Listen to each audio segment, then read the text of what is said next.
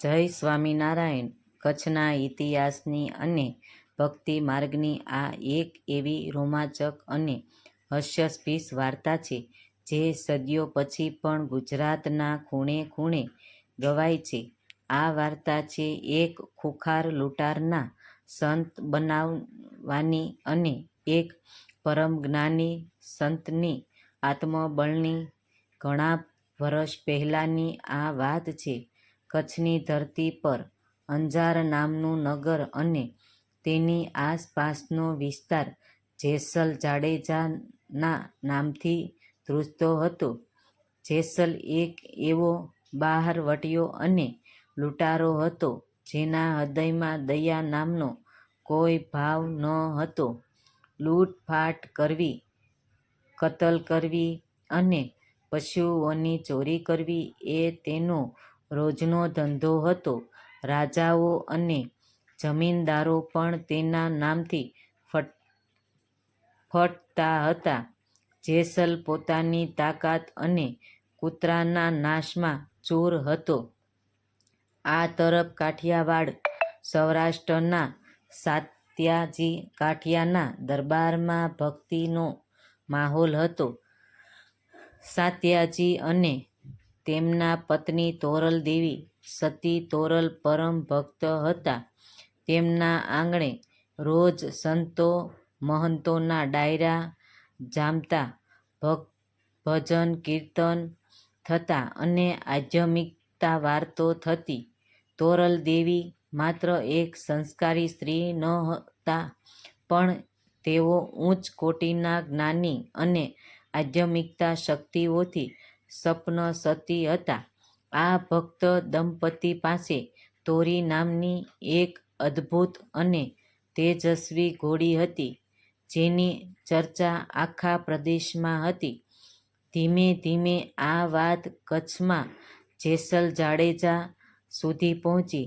જેસલને કોઈએ કહ્યું કે કાઠિયાવાડમાં સાસત્યાજીને ત્યાં 3 અમૂલ્ય રત્નો છે.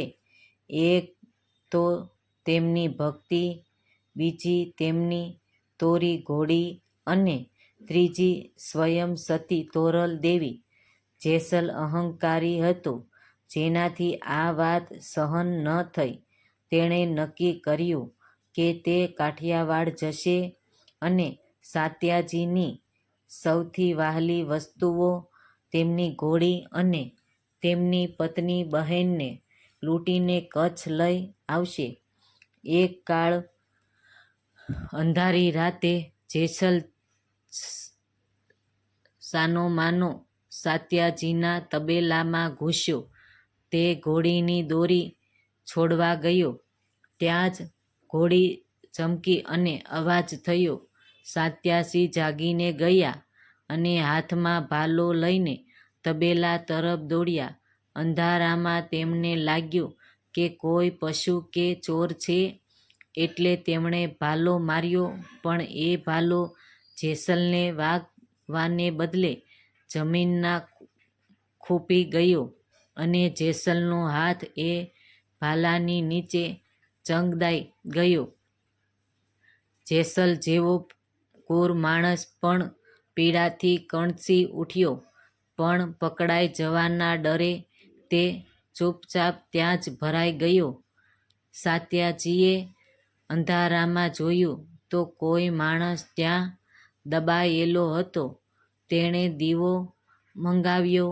પ્રકાશ થતાં જ જ્યારે તેમણે જોયું કે આ તો પ્રખ્યાત લૂંટારો જેસલ જાડેજા છે, ત્યારે તેમને નવાઈ લાગી. સતી તોરલ પણ ત્યાં આવી પહોંચી.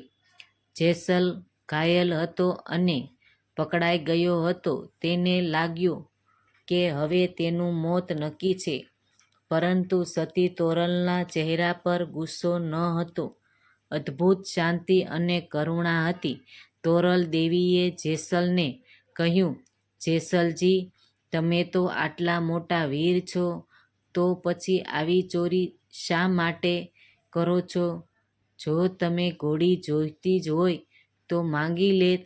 જેસલ આ સાંભળીને આશ્ચર્યચકિત થઈ ગયો. સતી તોરલે આગળ કહ્યું, તમે અહીં ઘોડી અને મને લેવા આવ્યા છો ને?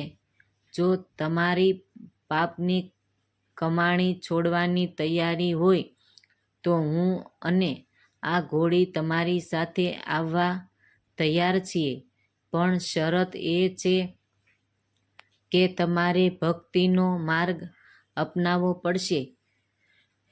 જેસલ સતીના આ તેજ અને ઉદારતા સામે ધ્રુજી ગયો. તેને પોતાનો અહંકાર ઓગળ્યો અને દેખાયો તે સતી તોરલ અને તોરી ઘોડીનો લઈને કચ્છ જવા રવાના થયો. કાઠિયાવાડની કચ્છ જવા માટે તેમણે હોડીમાં બેસીને દરિયો પાર કરવો પડે તેમ હતો. જ્યારે તેમની હોડી દરિયાની અધવચ્ચે પહોંચી ત્યારે અચાનક જ હવામાન બદલાઈ ગયું. આકાશમાં કાળા ટીપકા વાદળો ઘેરાયા અને ભયાનક તોફાન શરૂ થયું. દરિયામાં ઊંચા ઊંચા મોજાં ઉછળવા લાગ્યા. હોડી હિલોવા ખાવા લાગી અને તેમાં પાણી ભરાવા લાગ્યું. હોડીમાં બેઠેલા બાકીના લોકો અને ખુદ જેસલ પણ ગભરાઈ ગયા. જેસલ, જેણે જિંદગીમાં ક્યારેય મોતનો ડર ન હતો અનુભવ્યો, તે આજે પ્રકૃતિના આ રૌદ્ર સ્વરૂપે સામે ધ્રુજવા લાગ્યો. તેને લાગ્યું કે હવે તેનો અંત નજીક છે. આવા ભયાનક તોફાનમાં પણ સતી તોરલ એકદમ શાંતિ ચિત્તે બેઠા હતા. તેમના ચહેરા પર સહેજ પણ ભય ન હતો. જેસલે ધ્રુજતા અવાજે કહ્યું, સતી, આપણી હોડી ડૂબી રહી છે. આપણે મરી જઈશું. મને બચાવો. ત્યારે સતી તોરલે જેસલને આધ્યાત્મિકતા જ્ઞાન આપતા કહ્યું, જેસલજી, દરિયો તો જમીનનો માર્ગ છે, પણ તમે તો પાપનો દરિયો વહાવ્યો છે. આ તોફાન તેનું પરિણામ છે. જો તમારે બચવું હોય તો ગભરાવાને બદલે તમે આજ સુધી કરેલા બધા પાપોની હોડીમાં બેઠેલા લોકો સામે સાચે સાચી કબૂલાત કરો. તમારું હૃદય હલકું કરો અને ઈશ્વર પર ભરોસો રાખો. પાપનો ઘડો ફૂટશે તો જ આ હોડી પર ઉતરશે. સતીના શબ્દો જેસલના હૃદયમાં સોસરવા ઉતરી ગયું. મૃત્યુ સામે દેખાતું હતું અને અંદર પસ્તાવાની આગળ સળગી રહી હતી. જેસલે હાથ જોડીને રડતા રડતા પોતાના જીવનના તમામ ગુનાઓ એક પછી એક જાહેર કરવા માંડ્યા. તેણે કેટલી હત્યાઓ કરી, કેટલી સ્ત્રીઓ પર અત્યાચાર ગુજાર્યા, કેટલી ગાયો વાળી, એ બધું જ તેણે કોઈ પણ ડર વગર કહી દીધું. ગુજરાતની ભજન સાહિત્યનું અમર ભજન, પાપ તારું, પ્રકાશ જાડેજા ધમર તારો, સંભળાય રે. આ જ ઘટના પરથી બન્યું છે. જેમ જેમ જેસલ પોતાના પાપનો કબૂલાત કરતો ગયો અને તેનો પસ્તાવો આંસુ બનીને વહેવા લાગ્યો, તેમ તેમ તેનું હૃદય શુદ્ધ થવા લાગ્યું. નવાઈની વાત એ બની કે જેવો જેસલનો પસ્તાવો પૂરો થયો કે તરત જ દરિયાનું તોફાન શાંત થઈ ગયું. વાદળો હટી ગયા અને સૂરજનો પ્રકાશ રેલાયો. જેસલ માટે આ માત્ર કુદરતી ચમત્કાર ન હતો, પણ તેના પોતાના આત્માનો નવો જન્મ હતો. લૂંટારો જેસલ દરિયાની વચ્ચે જ મર ચૂક્યો હતો, પણ હવે જે હોડીમાંથી બહાર આવ્યો તે એક પરમ ભક્ત જેસલ પીર હતો. કચ્છ પહોંચી પછી જેસલ અંજારમાં રહીને સતી તોરલના માર્ગદર્શન હેઠળ ભક્તિ કરવા લાગ્યો. જે હાથ ક્યારેય તલવાર છોડતા ન હતા તે હવે એકતારો લઈને પ્રભુના ભજનનો ગાવા લાગ્યો.